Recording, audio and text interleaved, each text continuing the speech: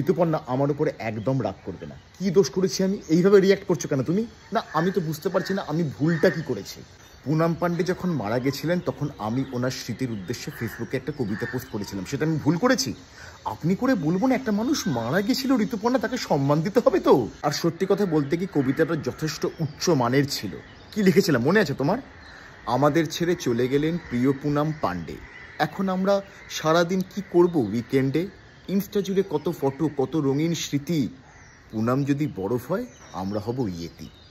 এই লাস্টের দুটো লাইনের মধ্যে যে একটা চাপা কান্না, একটা বেদনা লুকিয়েছে সেটা তুমি ভেবেছো? না সে তুমি ভাববে কেন? না তুমি দুটো লাইন ভাবো খালি, ইনস্টা জুড়ে কত ফটো কত রঙিন স্মৃতি, পুনাম যদি বরফ হয় আমরা হলাম ইয়েতি। মানে পুনামের মনটা যদি বরফের মতন সাদা হয় সেখানে আমরা না, মানে আমি নই, আমি অন্য লোকেদের কথা বলছি যারা পুনামকে ভালোবাসে তারা ইয়েতির মতোই আড়ালে থাকতে চায়, সবার সামনে আসতে চায় না, তারা আড়ালে থেকেই পুনামকে ভালোবাসবে। কিন্তু এই যে ব্যথাটা এটা আর পাঁচজন না বুঝুক, তুমিও বুঝবে না ঋতুপর্ণা।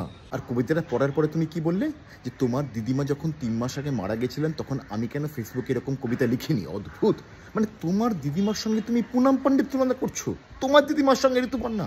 না আমি তোমার দিদিমার হাতের বানানো নাড়ু খেয়েছিলাম বিয়ের পরে, আমার দাঁতের সেটিংটা এখনও নড়বড়ে হয়ে আছে, ঠিক হয়নি। ইনস্টাতে যদি আমি একটুখানি হেসে দাঁত বার করে ছবি দিই তাহলে আমার ফলোয়ার কমে যায়। তোমার দিদিমার সঙ্গে পুনাম পান্ডের তুলনা।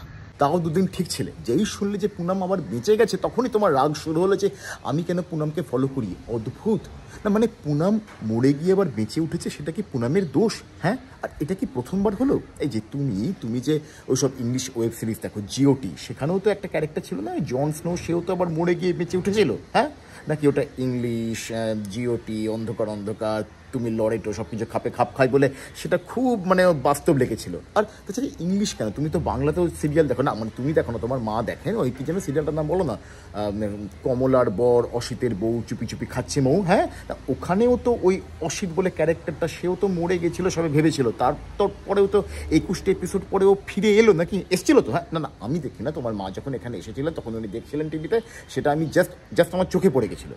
না সেসব ক্ষেত্রেও যদি সবাই ফিরে আসতে পারে মরে যাওয়ার পরে তাহলে পুনাম পান্ডে কী দোষ করলো তুমি আমাকে বলো। তাছাড়া ঋতুপর্ণা আমি কিন্তু ইনস্টায় পুনামকে ফলো করি না একদম না, সত্যি তুমি দেখতে পারো ইনস্টাতে গিয়ে আমার অ্যাকাউন্টে গিয়ে। আসলে কি বলতো, আমাদের ওই স্কুলের বন্ধুদের ওই হোয়াটসঅ্যাপ গ্রুপটা আছে না, ওখানে কিছু আছে এখনও ছ্যাবলা বন্ধু, এই বয়সেও পুনাম পান্ডের মতন কিছু মডেলদের ছবি টবি পাঠায় আর কি। হ্যাঁ মানে আমি কিচ্ছু দেখি না। তোমার বিশ্বাস হচ্ছে না? ঠিক আছে দাঁড়াও, আমি অনির্বাণকে ফোন করছি, আমি লাউড স্পিকার দিচ্ছি ফোনটা, তুমি কথা বলে দাও। দেখো, হ্যালো অনির্বাণ। হ্যাঁ ভাই বল। হ্যাঁ শোন, বলছি একটা ইম্পর্টেন্ট কথা আছে। ভাই আমার একটা ইম্পর্টেন্ট কথা আছে তোর সঙ্গে, প্লিজ প্লিজ আমারটা আগে। আচ্ছা বল, কি হয়েছে? ভাই তুই কি সব মডেলদের অনলি ফ্যান্স অ্যাকাউন্ট সাবস্ক্রাইব করেছিলিস না, বলেছিলিস সব খোলামেলা ছবি দেয়, ভাই পাসওয়ার্ডটা বল আমি দেখবো। না ঋতুপর্ণা না, সত্যি আমি কিছু করিনি।